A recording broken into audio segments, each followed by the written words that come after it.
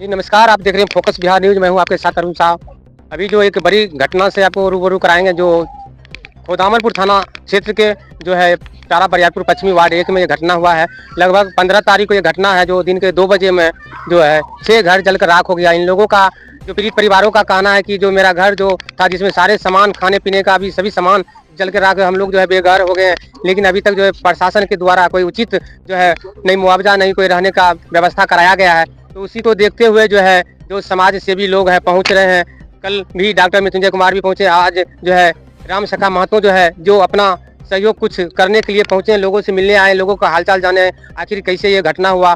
बारीकी से इन लोगों से जानकारी ले रहे हैं और इनको जो है जितना इनका समर्थन है वो अपनी सहयोग करने के लिए लोगों के बीच पहुंचे। तो आइए हम जानते हैं राम सखा महतो जी क्या इन पीड़ित परिवार से मिलकर इनका भरोसा दिलाएंगे। स्वागत है हमारे चैनल में सर। सबसे पहले तो आपका ये चैनल का स्वागत है। और मेरा ये पहला मुलाकात इस तरह का परिवार का नहीं है जी। मेरा अनवरत ये 28 साल से है जी। जहाँ भी इस तरह का आगजनी हो, दुखद हो या जिस प्रकार का घटना हो, राम सखा खाली और अपने उपस्थिति दर्ज कराने का हर समय प्रयास करता है। चाहे ये मटिहानी का घटना है या खंजापुर हो, मंझौल का हो, बाजितपुर पुल पथार का हो, चेरिया बरियारपुर सहित अन्य जगह ये राम सखा इनसे जो अपनी गहरी कमाई से और इनके साथी के सहयोग से जो होता है, हम लोग तत्पश्चात प्रयास करते हैं कि चूंकि यहाँ जितने भी हैं हमारे माई बहन हैं, हमारे घर परिवार के लोग हैं, अगर इनकी सुखी मेरे साथ है तो दुख भी मेरे साथ होना चाहिए।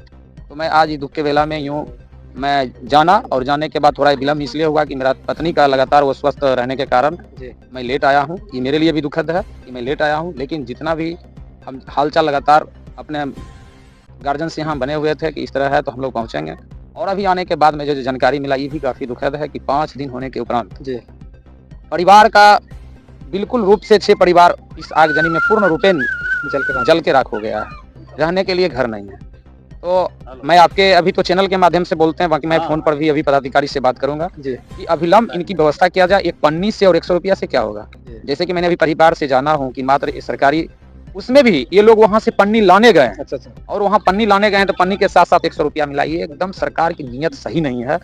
मैं इसके लिए भी मैं अभी उनसे बात करूंगा, क्योंकि मेरा हक बनता है। लोकतंत्र की खूबसूरती है, बाबा साहब का बना हुआ संविधान है। उस संविधान की बदौलत मैंने पदाधिकारी से भी बात करूंगा और इनकी उचित मुआवजा और अभिलंब इन सबको किस तरह ठंडा में मान लीजिए जीवन यापन करेंगे, इसका मैं मांग करूंगा।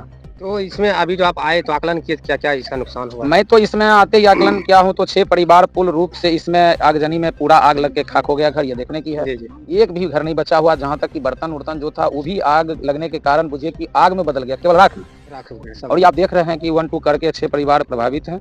जो किसी तरह बताइए, ठंडा का समय है, सबके घर में छोटे छोटे बच्चा है, किस तरह ये अभी तक रहते होंगे। मेरा भी एक मानवता है, मेरा भी जीवन इसी समाज में पले हैं, फूले हैं, बड़े हुए हैं। किस तरह एक जीना होता है, परिवार को किस तरह लेकर चलना पड़ता है, ये सब लोग जान रहे हैं। तो नैतिकता के आधार से, मानवता के आधार से सबसे पहले मैं आपके चैनल के माध्यम से कहता हूं, अभिलंब जो सरकारी माध्यम से इस परिवार को लाभ मिले, उसमें बामा दहिना देखते हुए इनको सबसे पहले लाभ मिलना चाहिए। क्योंकि माननीय हमारे देश के, हमारे बिहार के मुख्यमंत्री नीतीश कुमार जी हैं, वो चुनाव और चुनाव आयोग को ध्वस्त उड़ाते हुए जिस समय आचार संहिता लगा हो उस समय हमारे माई बहन के प्रलोभन में 10,000 रुपया खटाखट भेजेंगे। और अभी 6 परिवार को कौन देखेगा? वो वोट के राजनीति करने के लिए खटाखट आ जाएगा। और अभी 6 परिवार जो जल के राख हो गया उनके लिए खटाखट नहीं आएगा। मैं पदाधिकारी से विनम्र निवेदन पूर्वक कहना चाहता हूँ, आपके चैनल के माध्यम से अभिलंब कीजिए, नहीं तो राम सखा महतो अपने टीम, अपने समर्थक के साथ ब्लॉक घेरेगा, रोड घेरेगा। इसके लिए हम स्वतंत्र हैं। बाबा साहब हमको अधिकार दिए, ये करेंगे। तो जैसे इन लोगों का कहना है कि हम 25 वर्षों से इस जगह पे हैं, उसके बाद इसको भूमिहीन आदमी है और पर्चा भी तक नहीं हुआ, इस पे आप क्या कहना? इस पर यही कहना चाहेंगे कि अभिलंब जो 25 साल से जो व्यक्ति रह रहा है, 12 साल से जो यूं जहाँ रह रहे हैं, तो वहाँ का वो नागरिक उनका प्राप्त हो जाता है। वहाँ का सब्सिडी होता है। यहाँ का ये वोटर है ना सब लोग। जब वोटर है तो नागरिकता मिला हुआ है, तो इनको तो अभिलंब मिलना चाहिए। 25 साल बहुत ज्यादा हो गया। तो ऐसा कहीं नहीं कि इन लोगों का और कहीं घर आप लोग नहीं, ये तो हम लोग जानकारी लेते हैं, जानकारी के अनुसार बताएंगे क्या है नहीं है। स्थायी रूप से यहीं रहते हैं? हाँ, हम तो सम्मानित यहाँ के जो हमारे स्थानीय प्रतिनिधि हैं, हम उनसे भी आपके चैनल के माध्यम से आग्रह करेंगे कि आपको जिसके लिए चुने हैं चेरिया बरियारपुर ये पश्चिमी की जनता, आप आके और अभिलंब आपके माध्यम से जो जैसे हो इनको मदद करने का काम करें। जैसे यहाँ पे आए हैं तो इन लोगों का कहना है कि बिजली का तार भी है जो 11,000 गया है, उसका 1 टाका पे अटका हुआ। इन लोगों का वो भी मांग, इसका सुधार किया जाए। बिजली विभाग हम लोग आए हैं, अभी हर पॉइंट का यहाँ बिंदु में हम लोग नोट करके जाएंगे कि यहाँ क्या जरूरत है।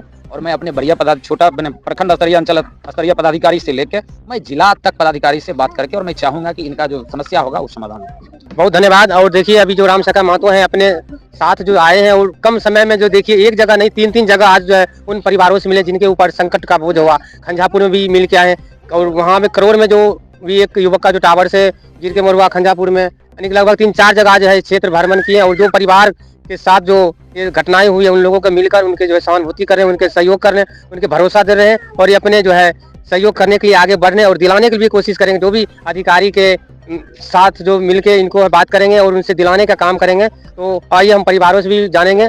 प्रशासनिक कोई सेवा नहीं मिला। सीओ साहब में सीओ साहब आए कर्मचारी और अभी तक मैंने आपको रहने के लिए तिरपाल भी नहीं दिया गया। पन्नी दिया था 100 रुपया दिया था। पन्नी और 100 रुपया मात्र मिला। 100 रुपया दिया था, पन्नी दिया था। कितना बड़ा पन्नी है? छोटा होगा पन्नी। दिखाइए पन्नी कितना बड़ा पन्नी। इस ठंडा में और पन्नी से परिवार को कैसे जीवन यापन होगा? कुछ भी नहीं है, कागज पत्तर सब जल गया। हाँ देखिए रहे हैं सब गया। ये तो पूरा रूप से मैंने प्रभावित बच्चा छोटा छोटा मुझे 100 रुपया पन्नी दिया, प्रशासन का नहीं दिया, सीओ साहब प्रशासन के दिया या पब्लिक को? पब्लिक नहीं कोरोना बुखार नहीं ब्लॉक से दे रहे हैं। ब्लॉक से गया कि नहीं 100 रुपया दिया।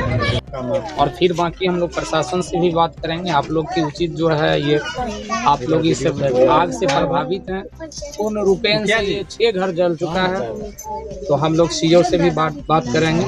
हम लोग प्रशासनिक पदाधिकारी से बात करेंगे कि 5 रोज ये होने के बावजूद भी एक पन्नी और 100 रुपया गरीब परिवार के लिए माफ किया गया है।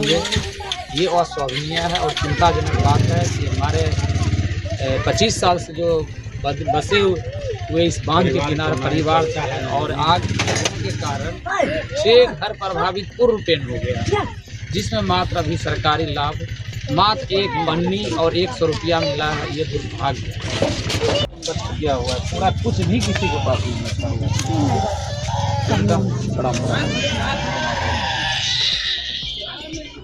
उधर तो वापस